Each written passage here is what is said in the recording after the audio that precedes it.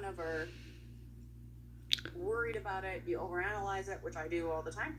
And then you go, this is supposed to be fun. I'm not going to take myself so seriously. And I knew the fans were going to love it. Yeah, They you were worked so with Glenn, excited. and Glenn was your director, Glenn Winter, who we all love. So I'm sure he was a doll. Yeah, he was great. I was like, the lighting's going to be favorable. It's fine. Yeah, and it was. I mean, everybody looked great. That table scene where everybody's around, in my mind, is the hardest thing I've ever had to do, because I hadn't had to do that on the show before. Walk around and insulting all these characters who are played by people that I like. And I don't think, and they were like, oh, we're going to set up a bunch of cameras, just do the whole 2 pages. Well, I had not done 2 pages on Smallville in my life. And they edited it together well, and I could see you all, like, it was bubbling up inside of me. I could see you all knowing that I needed a little help. And I remember Michael kind of being like, it's fine, just do it. Just yell at me, it's fine.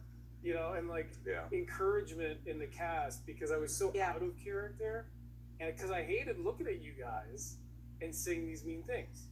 I feel like whenever you have to talk to people that you're supposed to know, but you've never seen them as actors before, and they're all in the room, and it's a big room, and like you have this speech or you have this, at first it's a little bit like nerve-wracking. It's like, you know, I gotta, you know, it's you're out of your comfort zone. But it's once you find that pocket and you let go and you just commit. Oh no, it's such a beautiful feeling, because then you just want to go after everybody in that room, and you are just like, I'm in charge here. And that's what I felt like you were, Tom, in that scene. So, well, I'm glad that's what it looked like, because it's not what it felt like when I did it. I felt like I was pretending the whole time. No, I thought you did a great job. I really did.